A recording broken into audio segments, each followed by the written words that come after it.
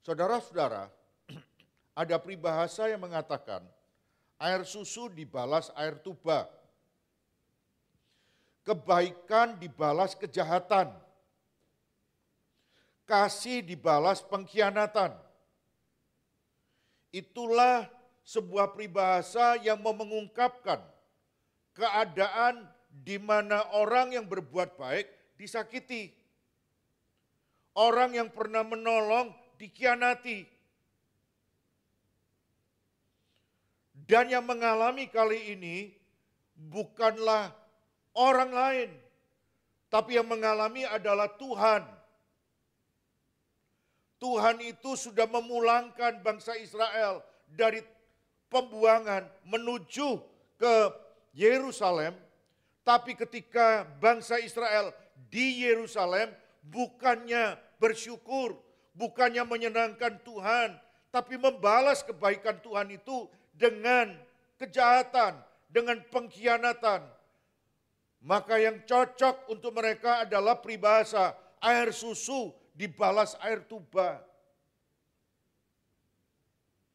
Nah, tema firman Tuhan hari ini adalah penyusah Tuhan. Bukan orang yang membuat senang hati Tuhan, tapi orang yang menyusahkan Tuhan. Kita baca dalam Maleakhi 2 ayat yang ke-17. Kamu menyusahi Tuhan dengan perkataanmu. Tetapi kamu berkata dengan cara bagaimanakah kami menyusahi dia? Dengan cara kamu menyangka setiap orang yang berbuat jahat adalah baik di mata Tuhan. Kepada orang-orang yang demikianlah Tuhan berkenan. Atau jika tidak, di manakah Allah yang menghukum? Saudara-saudara, Maleakhi memberikan teguran yang mengatakan, kamu menyusahi Tuhan. Apa yang membuat Tuhan itu sampai merasa disusahkan? Apa yang bangsa Israel itu lakukan? Saya meringkas menjadi 3. Yang pertama, saudara, perkataannya menyusahkan Tuhan. Coba saudara lihat sekali lagi. Kamu menyusahi Tuhan dengan perkataanmu. Tetapi kamu berkata dengan cara bagaimanakah kami menyusahi Tuhan? Dengan cara kamu menyangka setiap orang yang berbuat jahat adalah baik di mata Tuhan. Dan setiap orang yang berbuat demikianlah, ia Tuhan berkenan. Atau jika tidak, di manakah Allah yang menghukum? Saudara-saudara yang saya kasih dalam Tuhan, bangsa Israel itu sinis dan menyindir Tuhan. Jadi bangsa Israel itu terang-terangan berkata, orang jahat itu ternyata baik di mata Tuhan. Sedangkan kami menderita. Tuhan dianggap tidak adil. Yang jahat makin diberkati. Yang takut akan Tuhan semakin susah. Bangsa Israel memutarbalikkan yang namanya keadilan Tuhan. Membuat dosa sepertinya biasa saja. Jadi dosa itu tidak membuat Tuhan marah, tidak membuat Tuhan geram. Dosa itu aman-aman aja. Jadi bangsa Israel itu dengan berkata, menyindir, sinis terhadap Tuhan, membuat Tuhan itu susah. Dan yang berikutnya bangsa Israel itu juga menuduh, di mana Allah yang menghukum itu? Tuhan gak mungkin datang, Tuhan gak mungkin menghukum. Saudara lihat Maleakhi 3 ayat yang pertama. Lihat aku menyuruh utusanku, supaya ia mempersiapkan jalan di hadapanku. Dengan mendadak Tuhan yang kamu cari itu akan masuk ke baitnya. Malaikat perjanjian yang kamu kehendaki itu, sesungguhnya ia datang. firman Tuhan semesta alam. Saudara-saudara yang saya kasih dalam Tuhan, Tuhan memberikan respon, kamu membuat susah aku. Tapi bukan cuma itu. Tuhan merespon, Tuhan datang dengan mendadak. Tanpa kamu ketahui, kamu yang bertanya, kamu yang mengatakan, di mana Tuhan? Gak mungkin menghukum. Saudara-saudara yang saya kasih dalam Tuhan, kalau kita berkata seringkali kita bilang, yang jahat tambah jahat, yang koruptor tambah kaya, gak pernah dipegang. Kita ini jadi orang Kristen hidupnya biasa saja. Lebih enak jadi penjahat. Menganggap dosa itu hal yang biasa. Bukan hal yang menjijikkan Tuhan, bukan hal yang membuat Tuhan bisa marah dan menghukum. Hari ini kita mulai belajar satu perkara bahwa ternyata serius setiap perkataan yang muncul dari cara berpikir yang keliru tentang Tuhan. Bahaya dosa lidah. Perkataan yang keluar dari hati yang tidak percaya kepada Tuhan. Hati yang tidak percaya itu akan muncul. Kebusukan yang dari hatinya itu muncul dari perkataannya. Saudara lihat, orang yang perkataannya negatif terus. Responnya negatif adalah orang yang hatinya sebenarnya jauh dari Tuhan. Mana Tuhan? Bukankah seringkali kita mendengar itu dari orang-orang di sekitar kita? Saya jujur, saya baik, ternyata apa? Hari ini saya mau menyampaikan, waspada loh kalau ngomong, sebab Tuhan itu dengar. Bahkan ketika bangsa Israel melalui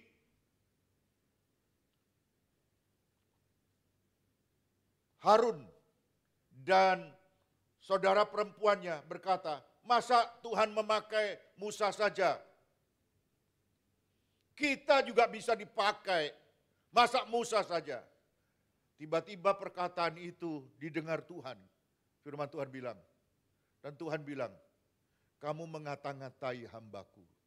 Jadi perkataan-perkataan yang kita ucapkan dengan nada marah, jengkel, dengan penuh kepahitan, ternyata itu Tuhan dengar. Awasi setiap perkataan kita. Sebab jangan-jangan menyebabkan Tuhan itu marah. Miriam sebagai saudara perempuan Musa dihukum. Kena kusta. Bangsa Israel mengalami juga kemarahan dari Tuhan. Bangsa Israel itu sudah dipulangkan dari pembuangan ke tanah perjanjian, ke Yerusalem. Tetapi hatinya masih menyembah kepada dewa-dewa. Jauh dari Tuhan. Yang kedua, saudara. Apa yang menyebabkan Tuhan itu susah? Yang kedua, mereka tidak menaruh hormat kepada Tuhan. Tidak menghormati Tuhan. Mari kita baca ayat, pasal 1 ayat 6 sampai 8. Seorang anak menghormati bapaknya. Seorang hamba menghormati tuannya. Jika aku ini bapak, katanya Tuhan, di manakah hormat yang kepadaku itu? Jika aku ini tuan, pemilik segala sesuatu, di manakah takut yang kepadaku itu? Firman Tuhan semesta alam kepada kamu, hai para imam yang menghina namaku. Tetapi kamu berkata dengan cara, bagaimanakah kami menghina namamu? 7. Kamu membawa roti cemar ke atas mezbahku. Tetapi berkata, dengan cara bagaimanakah kami mencemarkannya dengan cara menyangka meja Tuhan boleh dihinakan. 8. Apabila kamu membawa seekor binatang buta untuk dipersembahkan, tidakkah itu jahat? Apabila kamu membawa binatang yang timpang dan sakit, tidakkah itu jahat? Cobalah menyampaikannya kepada bupatimu. Apakah ia berkenan kepadamu, apalagi menyambut engkau dengan baik? Firman Tuhan semesta alam.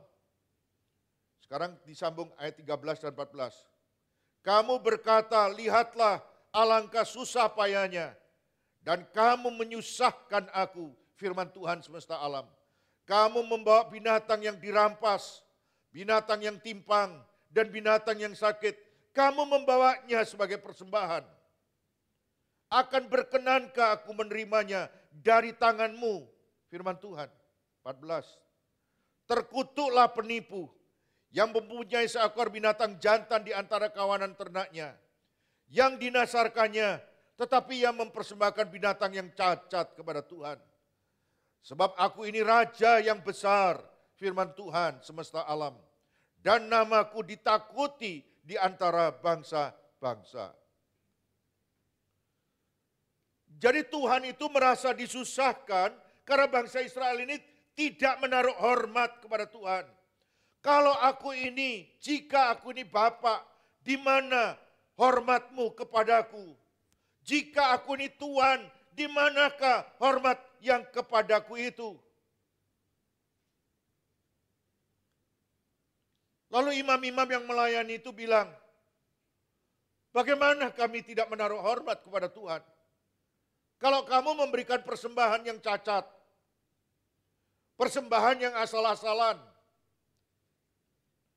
binatang yang buta, pincang, sakit, dan bukan memberikan yang terbaik untuk Tuhan, bukankah engkau menghina aku?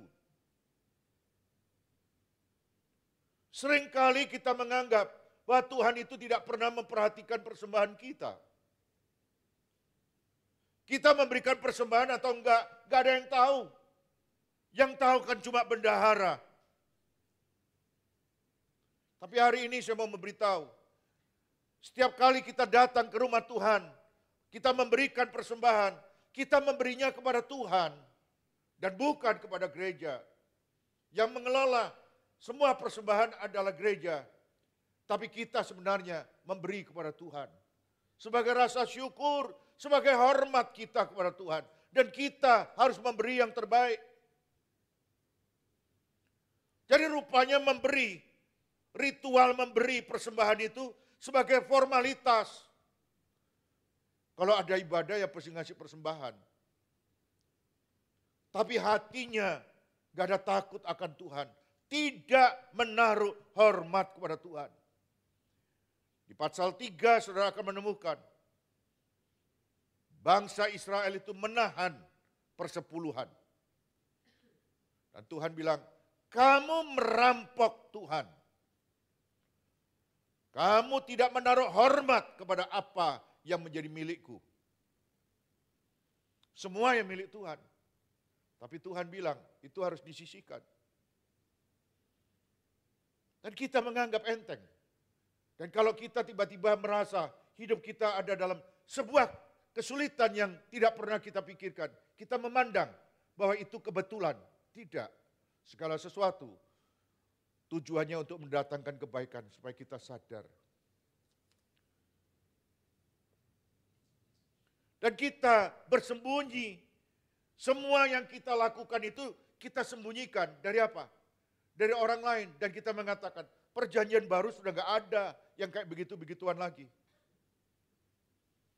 Kalau gak ada yang kayak gituan, sebetulnya perjanjian baru mau memberikan semuanya. Kalau 10% kita keberatan, apalagi semuanya. Saudara-saudara yang saya kasih dalam Tuhan, apakah ibadah kita yang kita lakukan setiap Jumat, setiap Minggu, setiap Sabtu, apapun, kapanpun saudara, itu kita lakukan dengan hati yang tulus.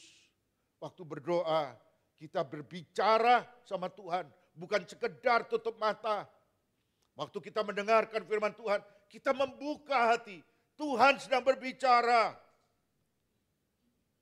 Apakah persembahan-persembahan yang kita berikan mencerminkan rasa hormat kita kepada Tuhan?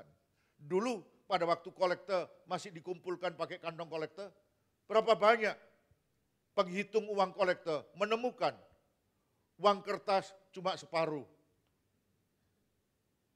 Dikira robek, ternyata memang sengaja digunting. Sebab minggu depannya yang separuh dimasukkan lagi. Berapa banyak penghitung uang persembahan.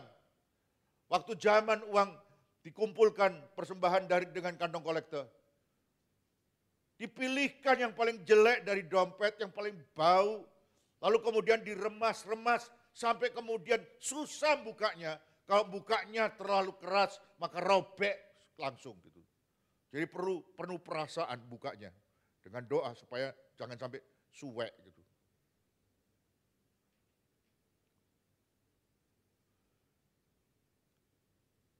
Jadi kita itu bisa menyusahkan Tuhan lewat perkataan. Tapi kita juga bisa menyusahkan Tuhan dengan cara tidak menaruh hormat kepada Tuhan melalui persembahan-persembahan kita. Jangan dikira persembahan itu tidak dilihat Tuhan.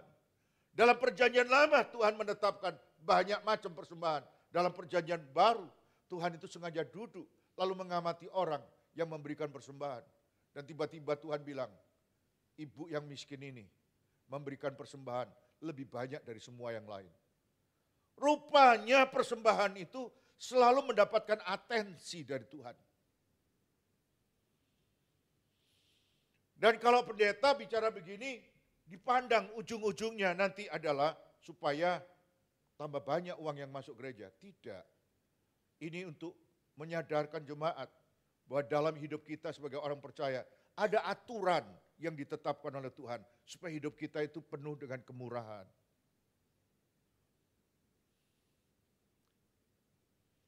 Saya mau menyampaikan belakangan ini lagi ramai ada gereja yang bagi-bagi emas.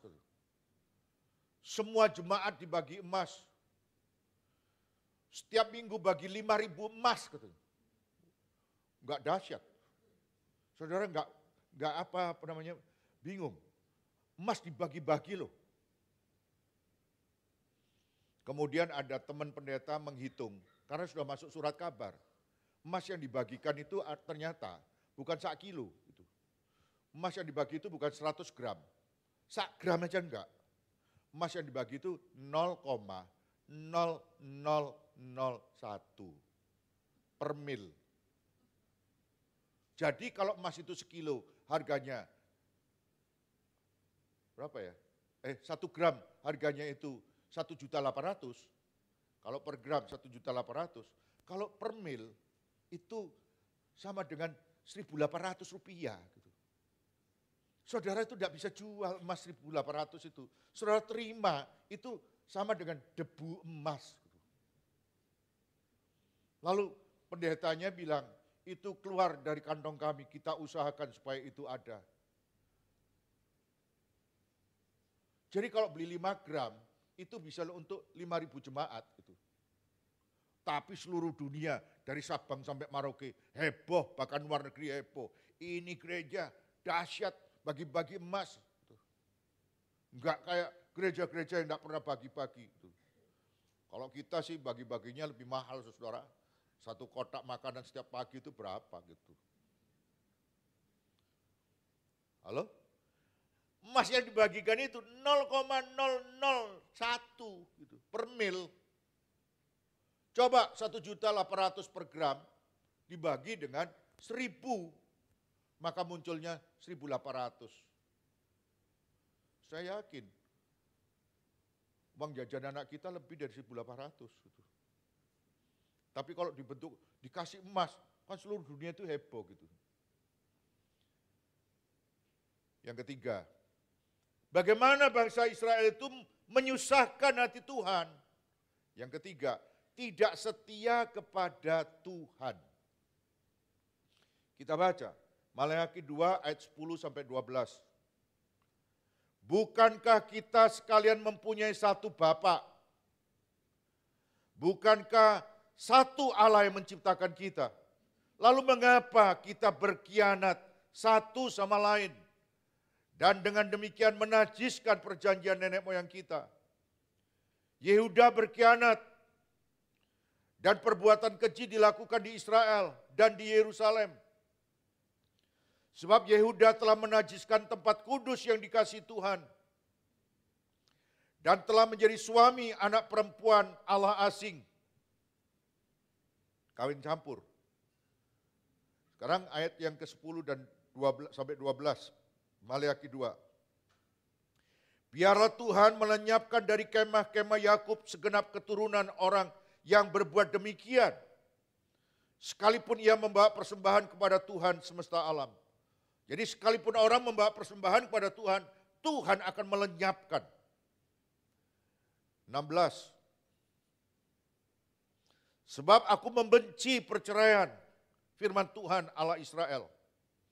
Juga orang yang menutupi pakaiannya dengan kekerasan, firman Tuhan semesta alam. Maka jagalah dirimu dan janganlah berkhianat.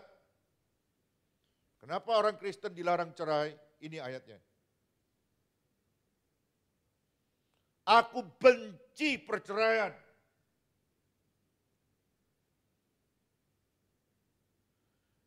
Jadi dari ayat 10 dan 12 tadi mau menegaskan pengkhianatan bangsa Israel lewat kawin campur. Lalu mengundang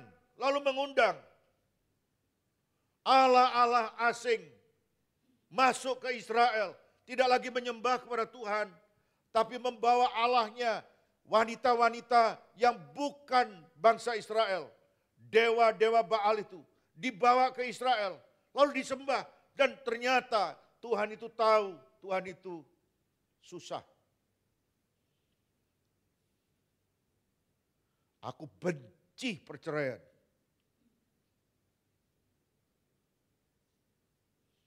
Jadi hubungan dengan sesama rusak.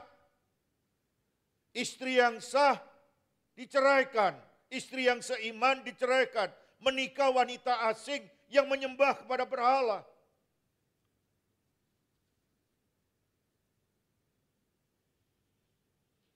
Saudara-saudara yang saya kasih dalam Tuhan, bangsa Israel itu juga rusak dalam kesetiaan pada Tuhan. Mereka menukar kekudusan dengan kompromi dosa, nafsu, dan kenikmatan dunia. Dan Tuhan merasa bahwa kamu tidak lagi menghormati, kamu tidak lagi setia dengan apa yang dikuduskannya, apa yang dikhususkan. Bangsa Israel itu menghina kasih setia Tuhan, memutuskan hubungan dengan Tuhan, lalu bergabung dengan Allah yang tidak pernah berbuat apa-apa. Hari ini kita mari memikirkan bersama-sama, apakah kita setia dalam rumah tangga, setia dalam pelayanan, setia dalam janji iman kita. Apakah kita seringkali kompromi dengan dosa, supaya kita tidak ditolak oleh lingkungan kita. Sing lain gitu kok. Hari ini saudara-saudara, kita akan sama-sama merenungkan bahwa Allah yang kita sembah itu ternyata bisa kita susahi. Bangsa Israel itu bisa menyusahkan hati Tuhan lewat perkataan, melalui pikiran yang busuk, keluar dari perkataan, menyindir dengan sinis, dan mengata-ngatai Tuhan. Gak mungkin lah, gak mungkin Tuhan itu menghukum, gak mungkin lah. Sing jahat tambah jahat, gak mungkin dihukum Tuhan. Kalau kita gak ikut-ikutan, kita gak bisa kaya nih. Saudara-saudara yang saya kasih dalam Tuhan, Tuhan tidak letih secara fisik, tapi hatinya disakiti oleh bangsa Israel. Mendengar perkataan yang sinis, melihat korban persembahan yang asal-asalan, Tuhan melihat mereka tidak menaruh hormat. Dan bangsa itu tidak lagi setia terhadap Tuhan dan terhadap sesamanya. Dan Tuhan berkata hari ini, kamu menyusahkan Tuhan dengan perkataanmu.